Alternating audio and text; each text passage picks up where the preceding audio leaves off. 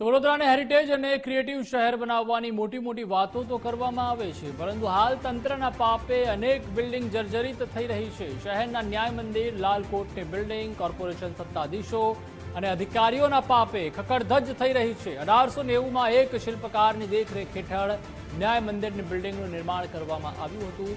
6000 square મીટરમાં પથરાયેલ બિલ્ડિંગમાં 115 ફૂટ ઊંચી 86 ફૂટ પહોળી ગેલેરી છે।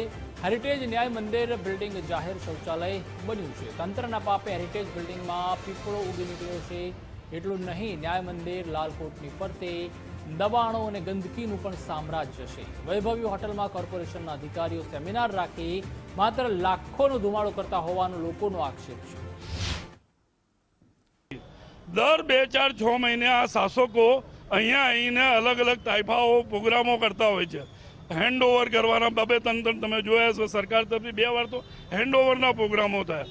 ચૂંટાયેલા પ્રતિનિધિઓ આવીને ફોટા પાડે ને આપણને એવું લાગે કે આવતીકાલ તો આ સરસ એક સિટી સેન્ટર થઈ જશે અને યુરોપિયન જેવું થઈ જશે, આપણા સપને બતાવવામાં આવે અને પછી ધરાતલ પર જોઈએ તો આ સ્થિતિ આજે છે।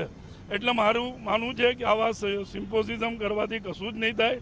અહીંયા તૂટેલા કાંચો, તૂટેલા દરવાજા, અહીંયા જુઓ તો અહીંયા મૂતરડી બનેલી આ બિલ્ડિંગ, અને અમે જુઓ તો વરસાદમાં ઉગી નીકળેલા ઝાડો અને પીપળાઓ, એ તમને હેરિટેજ સિટી દેખાય છે। આજે વડોદરા શહેરમાં વારંવાર તમને કહેવા માગું છું, ગુજરાતમાં સૌથી વધારે ટેક્સ આપનારો સિટી વડોદરામાં સૌથી વધારે ટેક્સ આપનારો કોઈ વિસ્તાર હોય તો આ વડોદરા શહેરના 4 દરવાજા, એની વચ્ચે આવેલું આ ન્યાય મંદિર એ ફક્ત પોતાનો વિકાસ ઝંકી રહ્યું છે। તમે જો એવું કહેતા હોય ને કે વારંવાર નામ બદલવાથી પબ્લિકને બેવકૂફ બનાવવા આવશે, તો પબ્લિક બહુ જાગૃત થઈ ગયા છે। આવનારા ચૂંટણીમાં જો તમે વિકાસ નહીં કરો ને તો તમને હેરિટેજ એટલે કે તમને ઇતિહાસ બનાવી દેશે। ભારતીય જનતા પાર્ટીના નેતાઓનો ઇતિહાસ બની જશે વડોદરા શહેરમાં, નક્કી છે। વડોદરા શહેરની ક્રિએટિવ અને હેરિટેજ બનાવવાના સ્વપ્ન વચ્ચે વડોદરા શહેરની જે જૂની ઇમારતો છે તે ક્યાંક ને ક્યાંક જર્જરિત બની રહી છે। અને આપ જોઈ શકો છો અત્યારે હાલ આજે વડોદરા શહેરનું જૂનું ન્યાય મંદિર, એટલે કે અહીંયાથી લોકોને ન્યાય મળતો હતો, પરંતુ આખરે હવે આ ન્યાય મંદિર છે તે પોતે જ ક્યાંક ને ક્યાંક પોતાની જે દુર્દશા છે તેને લઈને ન્યાય માંગી રહ્યું છે। ન્યાય મંદિરનું આ જે નિર્માણ છે તે 1890માં શિલ્પકાર ફેલ્સિનીની દેખરેખ હેઠળ કરવામાં આવ્યું હતું। 6000 સ્ક્વેર મીટરમાં આખું આ બિલ્ડિંગ છે તે પથરાયેલું છે। હેરિટેજ બિલ્ડિંગનું આ જે ન્યાય મંદિર છે તે ક્યાંક ને ક્યાંક અસામાજિક તત્વોનો વડલો તેમજ શૌચાલય બની ગયું છે।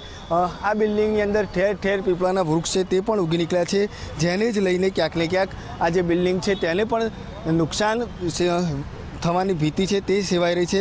ન્યાય મંદિર, લાલકોટની ફરતે પણ ઠેર ઠેર દબાણો છે તે કરી દેવામાં આવે છે।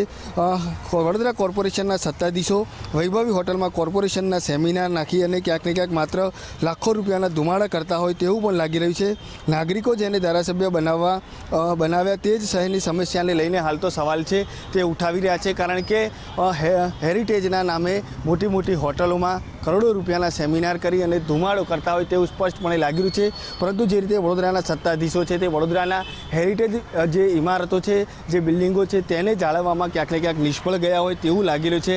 ઠેર ઠેર જે બારી બારણા છે તે પણ તૂટી ગયેલા છે, તેમજ પીપળાના વૃક્ષ છે તે પણ અંદર ઉગી નીકળ્યા છે। તેને જ લઈને ક્યાંક ને ક્યાંક આ જે બિલ્ડિંગ છે તેને નુકસાન થવાની ભીતિ પણ સેવાઈ રહી છે। 1890નું આ બિલ્ડિંગ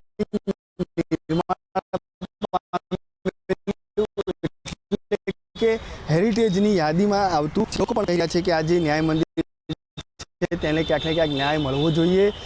જે સત્તાધીશો છે તે ક્યાંક ને ક્યાંક લોકોની જે તેના પર ખરા ઉતરવામાં નિષ્ફળ રહ્યા છે। લાખો રૂપિયાનો ધુમાડો કરી અને લોકોને સુવિધા આપવાની વાતો કરે છે, પરંતુ જે રીતે વડોદરા શહેરમાં ઐતિહાસિક ઇમારતો છે કે જે હેરિટેજ છે તેને જ સાચવવામાં સત્તાધીશો ક્યાંક ને ક્યાંક નિષ્ફળ ગયા છે। કેમેરામેન લીકે સોલંકી સાથે અલ્પેશ સુથાર, ગુજરાત ફર્સ્ટ, વડોદરા।